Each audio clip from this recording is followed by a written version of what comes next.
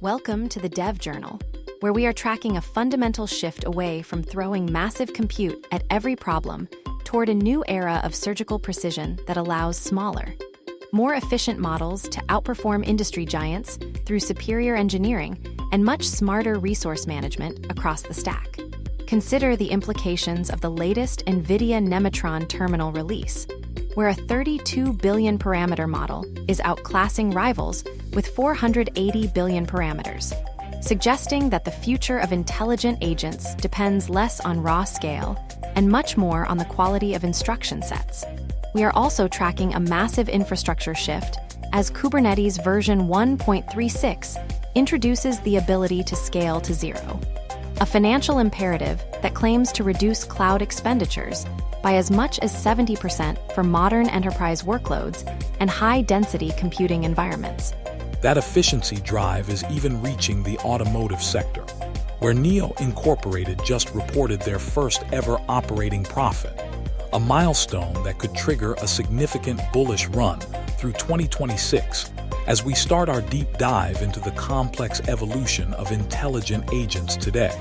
The recent results from the Terminal Bench 2.0 evaluation are shaking up our assumptions about model size because NVIDIA's Nemotron-Terminal 32 billion parameter model hit a 27.4% accuracy mark, which is a massive leap over the 480 billion parameter QN3 coder.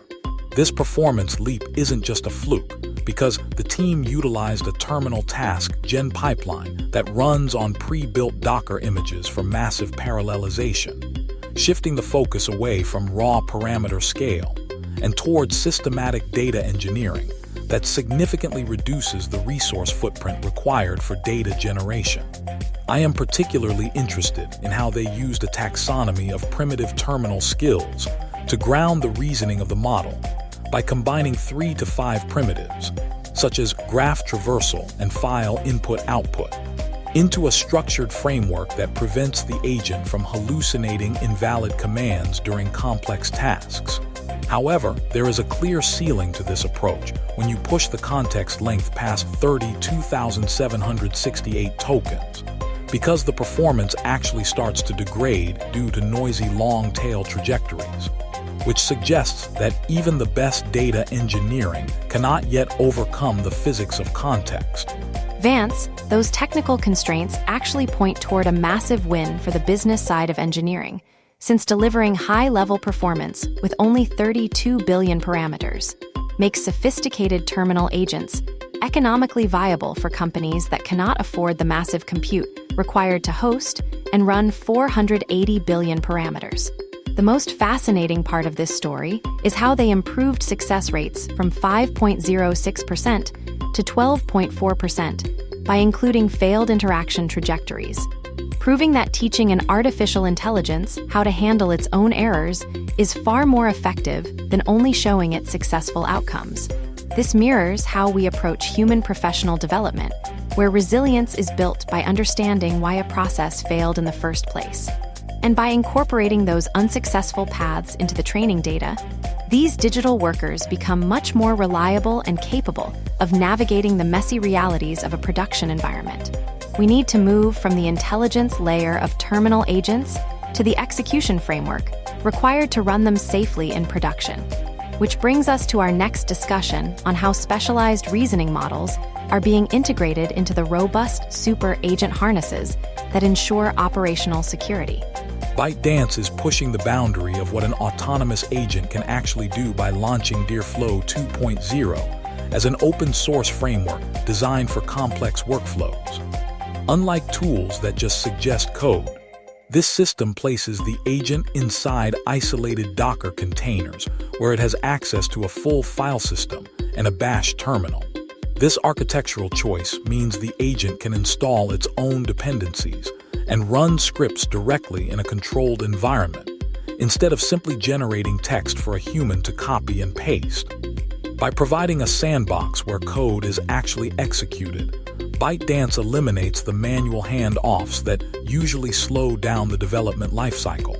I am honestly impressed by the way the framework utilizes a hierarchical orchestration model, where a lead superagent decomposes a single prompt into specific subtasks. This allows specialized subagents to handle distinct roles like scraping or image generation simultaneously, effectively solving the linear bottleneck that limits most single-agent workflows today. The technical bridge to making this feel like a real collaborator is a persistent stateful memory system that tracks user writing styles. While this transforms the agent into a persistent collaborator, I worry that maintaining this level of context across multiple sessions will eventually lead to significant memory bloat or performance degradation. Vance, while that level of autonomy sounds like an engineering dream, I cannot help but worry about the security implications of giving an artificial intelligence full bash access. Even within a Docker container, the risks of accidental system-wide damage or malicious execution require rigorous guardrails that most companies are not yet prepared to implement. Setting aside those risks, the way this system replicates a human management structure is truly impressive for the business side of the house. Having a superagent act as a project lead that delegates to specialized workers significantly increases the complexity of tasks that can be handled autonomously, moving us closer to a fully digital workforce. This shift toward stateful memory is the key to evolving artificial intelligence from a novelty into a long-term employee that understands institutional knowledge. When a tool can recall historical project context and adapt to a specific company culture, it becomes a strategic asset rather than just another piece of software running on a server. As we look at these agents becoming permanent fixtures in our organizations, we have to consider the massive infrastructure requirements of keeping them active. It is time to shift from the software running the agents to the infrastructure optimizations needed to host these workloads affordably. By reducing Kubernetes costs 70% via 1.36 scale to 0.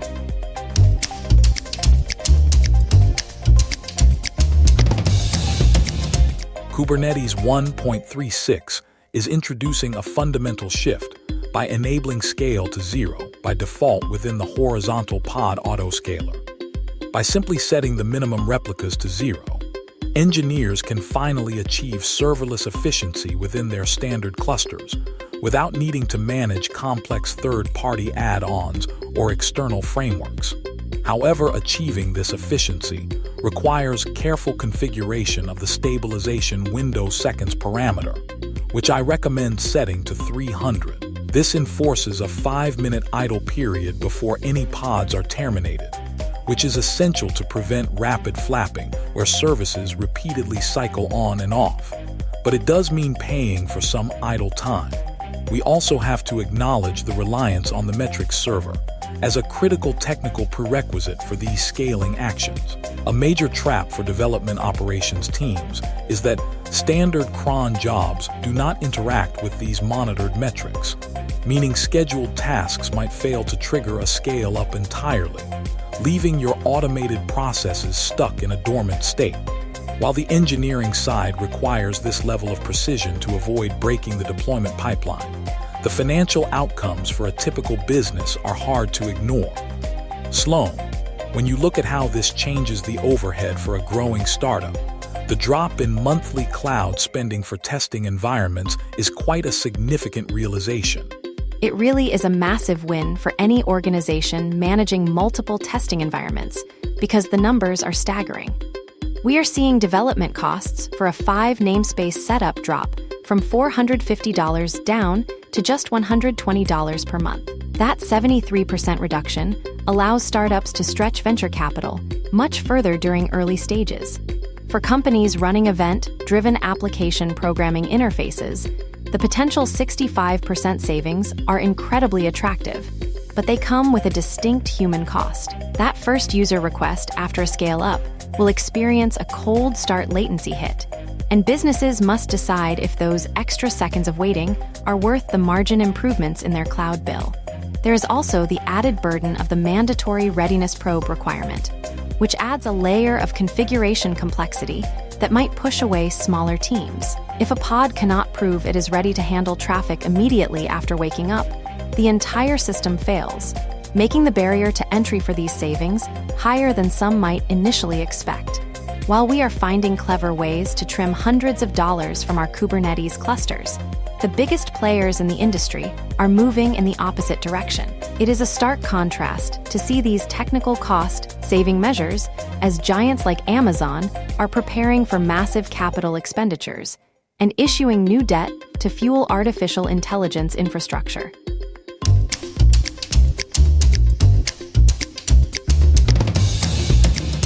Turning our attention to the financial giants of the cloud, Amazon is making a staggering move by issuing between $37 billion and $42 billion in corporate bonds. This capital raise is specifically earmarked for artificial intelligence infrastructure, signaling a massive bet on the future of high-scale computing power. What really catches the eye is the sheer level of institutional hunger for these tech bonds. Even with a sale target of roughly $40 billion, total orders from investors reached $126 billion. It shows an incredible level of confidence from the market in the long-term strategy of Amazon. Despite the heavy borrowing, the underlying engine remains incredibly robust with a gross margin of 50.29%. This gives the company the necessary cushion to absorb these enormous investment cycles, while net margins are currently squeezed to 10.83%. The core retail and cloud businesses continue to provide a solid foundation. Investors seem to be in a period of digestion as the stock is expected to trade sideways between $205 and $225 over the next 21 days. It is a classic wait-and-see moment. Vance, how do these massive capital requirements look from a balance sheet perspective? Analyzing the balance sheet directly, the decision to issue $40 billion in debt is a curious choice for a company generating $139.51 billion in operating cash flow. It suggests that the actual costs of building out artificial intelligence clusters are far more aggressive than many analysts initially projected. The scale of the spending is truly immense, with capital expenditures reaching a negative $131.82 billion. This has effectively crushed their free cash flow down to a mere $7.7 billion. For a company of this size, that leaves very little room for error if returns are delayed. We also saw a slight miss in the fourth quarter earnings per share, which came in at $1.95 against the $1.97 estimate. While analysts maintain a strong buy rating and a price target over $280, the pressure from this leverage cannot be ignored. It is a high-stakes game where debt is the primary fuel for growth in the tech sector. We see a similar narrative playing out elsewhere, shifting from a global giant managing debt to an electric vehicle challenger that is finally turning an operating profit while still carrying a heavy load of its own. NIO has finally reached a landmark moment that many skeptics thought was impossible. For the fourth quarter of 2025, the premium electric vehicle maker reported its first ever quarterly operating profit of $115.4 million. This 75.9% surge in revenue year over year marks a massive shift in their trajectory. Beyond the immediate profits, the growth trajectory looks exceptionally aggressive for the coming months. Management issued delivery guidance for the first quarter of 2026 between 80,000 and 83,000 vehicles. If they hit those targets, it represents a staggering year-over-year growth rate of up to 97.2% in total volume. Market sentiment is clearly following this operational success, as seen in the momentum-driven relative strength index of 66.12. While the stock currently sits at $5.70, it remains well below the average analyst price target of $6.51. Investors are finally seeing the premium brand strategy pay off. Vance, I am curious if the manufacturing floor is actually showing the kind of structural discipline needed to keep these margins climbing. We saw gross margins expand significantly from 11.7% to 17.5% in just 1 year. Does the engineering behind their production line support this level of efficiency on a permanent basis? The margin expansion to 17.5% suggests they are finding genuine manufacturing efficiencies as they scale their production capacity. However, We cannot ignore that the trailing 12-month net income is still sitting at a staggering loss of $22.66 billion. One profitable quarter does not magically fix a broken bottom line or burn. The financial structural integrity is where my concern really intensifies. We are looking at a debt-to-equity ratio of 5.67, which is an incredibly precarious position for any manufacturer. With a total debt load of $33.82 billion, the company is effectively walking a tightrope without a safety net in sight. Looking at the liquidity, the trailing 12-month free cash flow remains deeply negative at $16.99 billion. Even with that quarterly operating profit, the massive interest payments on their debt will continue to drain the coffers. They are essentially borrowing to stay relevant, while trying to outrun their own obligations in a competitive market. It is a high-risk gamble where operational wins are constantly overshadowed by the weight of the balance sheet. This reminds me of another sector facing high research and development costs and a major strategic pivot. We should move to the biotech industry to see how they are handling similar pressures and oversold technical conditions.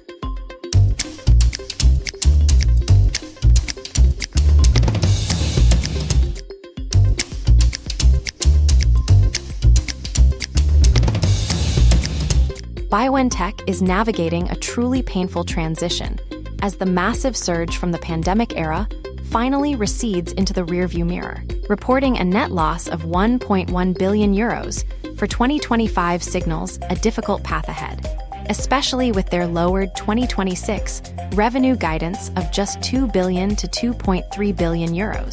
Despite those sobering figures, the company is sitting on a massive fortress of capital with €17.2 billion in cash reserves. This fundamental floor is their greatest asset, providing the necessary runway to fund ambitious Phase 3 clinical trials in oncology without having to tap into increasingly expensive debt markets for their long-term survival.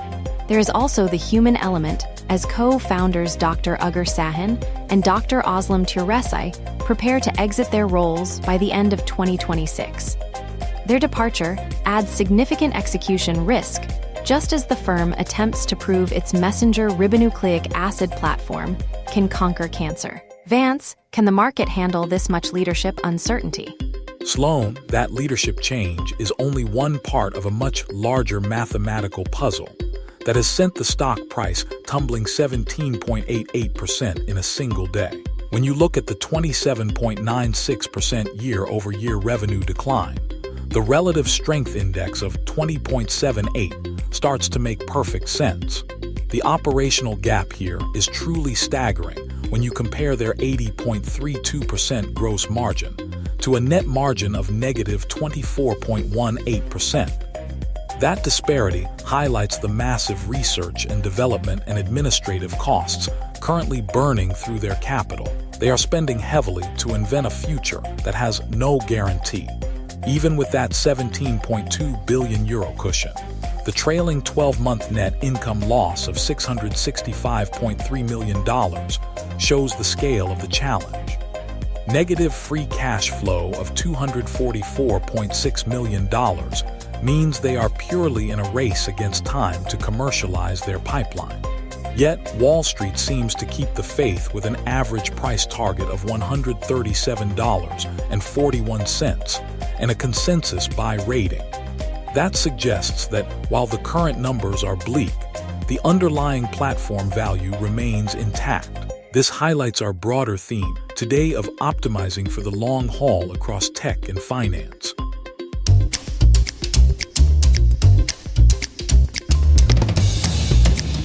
Whether we are looking at NVIDIA 32 billion parameter large language models, outclassing 480 billion giants, or NEO, finally finding an operating profit after years of burning cash. The data points to a massive correction where success is no longer about who has the biggest cluster, but who has the highest efficiency. Vance, your point about efficiency highlights a fundamental pivot where the entire industry is moving away from brute force scaling and toward surgical resource optimization. because the gold standard for survival is now defined by the ability to do more with less, especially in this high-interest rate environment where every single dollar must perform. As we wrap up today, we hope you consider whether your own systems are built for growth at any cost, or for the long-term endurance we have seen from the top performers of today. And we thank you for spending your morning with us at the Development Journal.